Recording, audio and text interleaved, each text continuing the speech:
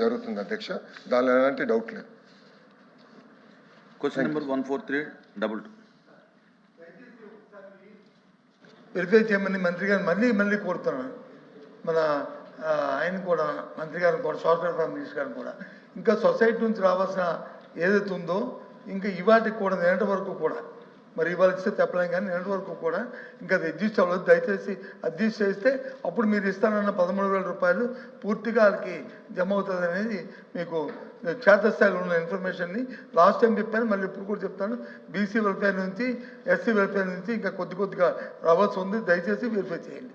ఇది బేస్ చేయడం పోకుండా వెరిఫై చేయమని కోరుతున్నాను.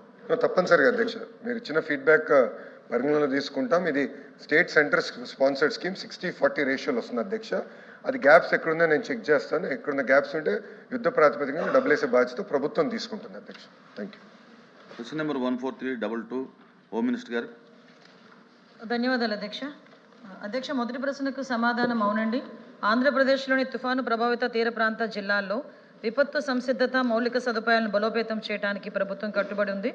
దుర్బల మండలాల్లో కొత్త బాహుళ ప్రయోజన సైక్లోన్ షెల్టర్స్ నిర్మాణము మరియు ఇప్పటికే ఉన్న తుఫాను పునరావాస కేంద్రాల పునరుద్ధరణ రెట్రోఫిట్టింగ్ కోసం ఒక కార్యాచరణ ప్రణాళిక కూడా అమల్లో ఉంది అధ్యక్ష.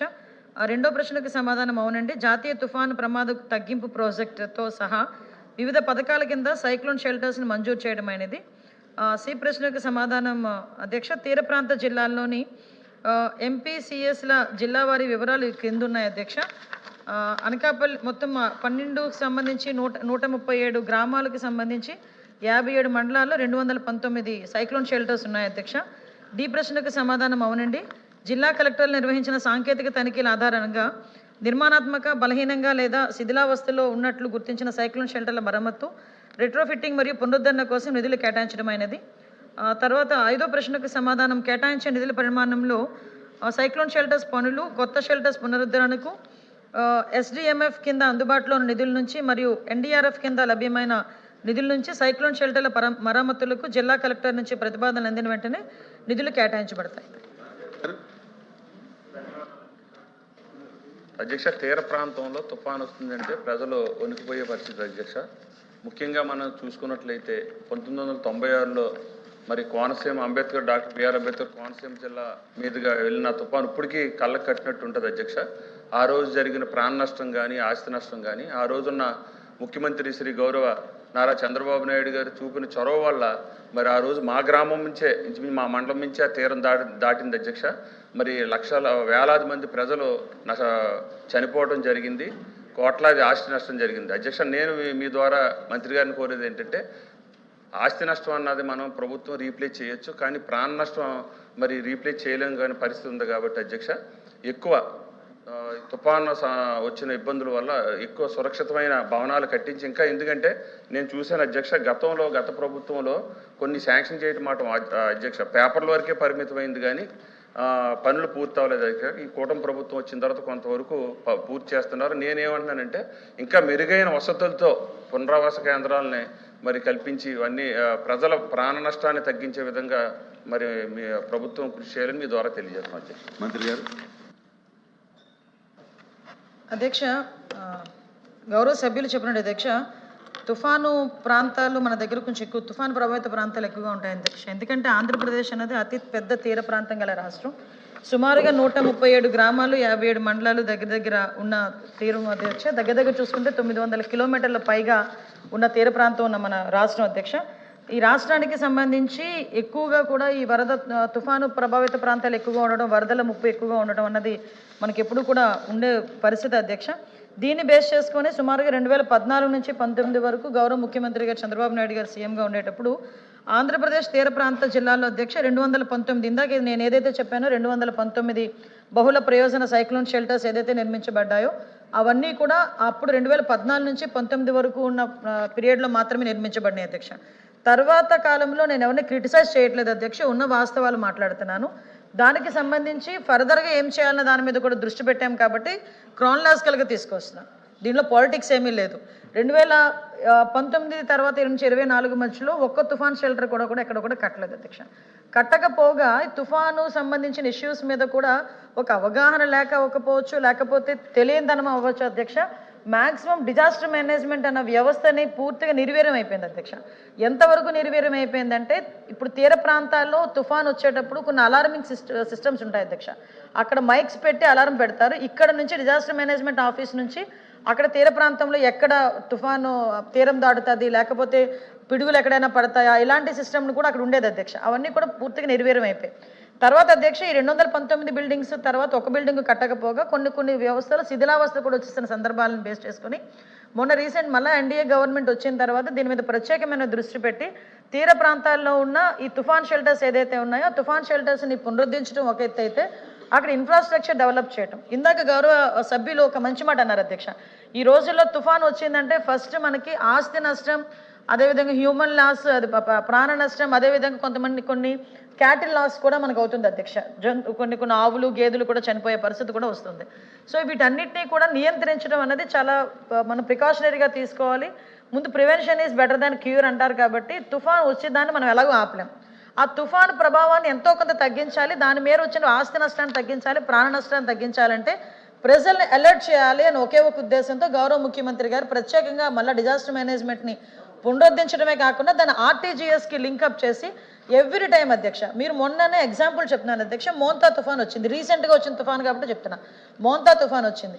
మోంతా తుఫాన్ మేము శాటిలైట్ ఇన్ఫర్మేషన్ కూడా తీసుకుని ప్రతి ఒక్క సిటిజన్కి కూడా, అంటే ఇప్పుడు ఏ ప్రాంతంలో తీరం దాటబోతుందో ఆ తీరం దాటబోయే సిచ్యువేషన్లో ఉన్న ప్రతి ఒక్కరి మొబైల్కి కూడా రేడియస్ పెట్టుకుని ప్రతి ఒక్క మొబైల్కి కూడా పలానా ఇంత దూరంలో తీరం ఉంది, ఇంత వేగంతో గాలులు వీచవచ్చు, ఇంత ఆస్తి నష్టం జరగచ్చు, కాబట్టి మీరు దగ్గరలో ఉన్న సైక్లోన్ షెల్టర్స్కి వెళ్ళండి. లేకపోతే అలైన్ డిపార్ట్మెంట్స్ అన్నింటినీ కూడా కోఆర్డినేషన్ చేసుకొని అటు municipal department, Panchayati Raj department, water resource department, every డిపార్ట్మెంట్తో అలైన్స్ చేసుకుని అధ్యక్ష వాళ్ళందరినీ సురక్షిత ప్రాంతాలు తరలించడమే కాదు ఎవ్రీ టైం అలర్ట్నెస్ అనేది, అంటే వాట్సాప్ మెసేజ్ల ద్వారా కానివ్వండి, అలార్మింగ్ సిస్టమ్స్ ద్వారా కానివ్వండి, ఎవ్రీ టైం ఇవ్వటమే కాకుండా మ్యాక్సిమం ప్రాణ నష్టం తగ్గించాం అధ్యక్ష. ఎంతవరకు తగ్గించుకోగలిగామంటే ఆ రోజు మేము ఒక ఎక్స్పెరిమెంట్ కూడా చేసాం. గౌరవ ఆర్టీజీఎస్ మినిస్టర్గా మన నారా లోకేష్ బాబు గారు కూడా ఆ రోజు, నేను లోకేష్ బాబు గారు, ఈవెన్ ఇంక్లూడింగ్ సీఎం గారు కూడా అరౌండ్ నైట్ 12:30 వరకు సీఎం గారు ఉన్నారు, అరౌండ్ 2 o'clock వరకు తీరం దాటినంత వరకు మేమందరం కూడా ఉన్నాం అధ్యక్ష. చాలామంది చాలా విమర్శలు చేశారు, మీరు అక్కడ కూర్చొని ఆపేస్తారా, రకరకాలుగా మాటలు మాట్లాడారు. వాళ్ళందరికీ సమాధానం చెప్పడానికి కాదు, ప్రజలకి మేము ఒక భరోసా కల్పించాలి. ఎస్, మా తరపున ఒక యంత్రాంగం కూర్చొని అక్కడ మానిటర్ చేసుకుంటున్నారు, ఎవ్రీ టైం ఇన్ఫర్మేషన్ ఇస్తున్నారు. ఇన్ఫర్మేషన్ అన్నది తర్వాత జరిగే ప్రాణ నష్టం జరిగిన తర్వాత కానీ, ఆస్తి నష్టం జరిగిన తర్వాత కానీ ఇచ్చిన కాంపన్సేషన్ కన్నా ఇన్ఫర్మేషన్ అనేది చాలా మెయిన్ ఇంపార్టెంట్ అధ్యక్ష. ఇది చాలా ఇంపార్టెంట్ క్వశ్చన్. దయచేసి దానికి కూడా మీరు కూడా కొన్ని సందర్భాల్లో నాకు కూడా కొంచెం సమయం ఇవ్వాలి. 1 minute అంతే, నేను ఎక్కువ అడగట్లా. ఎందుకంటే ఇది చాలా ఇంపార్టెంట్ క్వశ్చన్. రేపు పొద్దున్న ప్రతి ఒక్కరు ఫేస్ చేసేది. తుఫాన్కి పార్టీలతో సంబంధం లేదు కదా అధ్యక్ష, అదే చెప్తున్నా, తుఫాన్ పార్టీలతో సంబంధం లేదు. వాట్ సార్ ఆన్సర్ ఇస్తున్నా, ఆన్సర్ చైర్కి ఇస్తున్నా, వెనకాల నుంచి వాళ్ళు ఆన్సర్ అడిగారేమో వెనక్కి తిరిగాను అధ్యక్ష. దీన్ని బట్టి ఆర్టీజీఎస్ అనుసంధానంతో ఈరోజు డిజాస్టర్ మేనేజ్మెంట్ని కూడా అన్ని రకాలుగాను కూడా స్ట్రెంగ్తెన్ చేయడమే కాదు, ఒక పక్క ఇప్పుడు రాబోయే హీట్ వేవ్స్ని కూడా ఎలాగ మనం తట్టుకోవాలి, ఏ రకంగా అలర్ట్నెస్ ఇవ్వాలన్న దాని మీద కూడా ప్రత్యేకంగా దృష్టి పెట్టి దాని మీద కూడా మేము పనిచేస్తున్నాం అధ్యక్ష. గౌరవ సభ్యులు సూచించిన సూచనలు, అదేవిధంగా రాబోయే కాలంలో ఎఫెక్టివ్గా ఎటువంటి తుఫాన్లు వచ్చినా కూడా ప్రాణ నష్టం జరగకుండా ఆస్తి నష్టాన్ని మినిమైజ్ చేసే కార్యక్రమానికి కూడా శ్రీకారం చుడుతున్నామని మీ ద్వారా సభ్యులకు తెలియజేసుకుంటూ సెలవు తీసుకున్నాను. క్వశ్చన్ నెంబర్ 14403 నిమ్మల రామారెడ్డి గారు. ధన్యవాదాలు అధ్యక్ష. మొదటి ప్రశ్నకు సమాధానం అవునండి, రెండవ ప్రశ్నకు సమాధానం లేదండి, మూడవ ప్రశ్నకు సమాధానం సీనియారిటీ జాబితాల ఖరారును నిలిపివేస్తూ గౌరవ ఆంధ్రప్రదేశ్ హైకోర్టు ఇచ్చిన మధ్యంతర ఉత్తర్వులు మరియు కోర్టుల్లో పెండింగ్లో ఉన్న ఇతర అనుబంధిత కేసుల కారణంగా ఈ జాప్యం జరిగింది. నాలుగవ ప్రశ్నకు సమాధానం గౌరవ కోర్టులలో పెండింగ్లో ఉన్నటువంటి సీనియారిటీ సమస్యలు మరియు తత్ఫలితంగా డిప్యూటీ ఎగ్జిక్యూటివ్ ఇంజనీర్ స్థాయి కంటే పైన ఉన్న ఉన్నత పోస్టుల్లో ఏర్పడిన ఖాళీల దృష్ట్యా పరిపాలన సాఫీగా సాగడానికి సమర్థవంతమైన నీటి నిర్వహణ మరియు సాగునీటి ప్రాజెక్టులను సకాలంలో పూర్తి చేయడం కోసం తాత్కాలిక ఏర్పాటుగా తాత్కాలిక పదోన్నతులు కల్పించడం అనేది మంజూరు చేయబడిన ఇంక్రిమెంట్లు క్రమబద్ధమైన పదోన్నతులు ఖరారైన తర్వాత ప్రస్తుత నిబంధనల ప్రకారం క్రమబద్ధీకరించడం అవుతుంది. ఐదో ప్రశ్నకు సమాధానం గౌరవ న్యాయస్థానాలు తుది ఉత్తర్వులు అందిన తర్వాత మరియు తత్ఫలితంగా సీనియారిటీ జాబితాల ఖరారు తర్వాత పదోన్నతులు అమలు చేయడం జరుగుతుంది. విక్రాంత్ గారు. ఆనరబుల్ చైర్మన్ సార్, అధికారుల అలసత్వం అలాగే పరిపాలకుల తాలూకు నిర్లక్ష్యం, దీని కారణంగా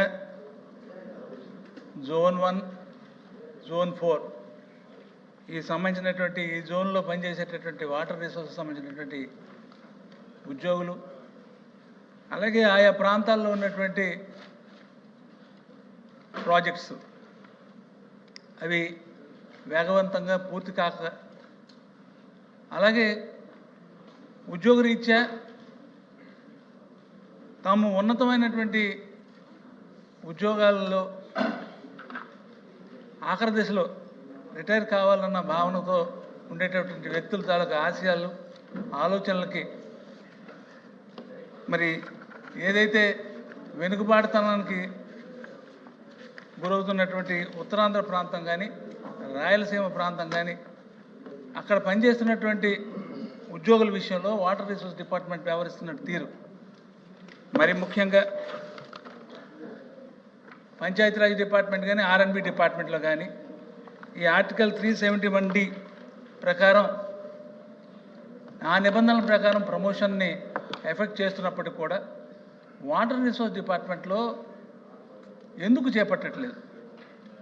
మరి on par with Panchayati Raj R&B, ఎందుకంటే ఆ ప్రాంతానికి సంబంధించినటువంటి కొన్ని ప్రాజెక్టులు ప్రయారిటీ బేసిస్ మీద చేపట్టాలన్నా తగినంత వాచ్ అండ్ వార్డ్కి డిపార్ట్మెంట్ సంసిద్ధంగా ఉండాలి.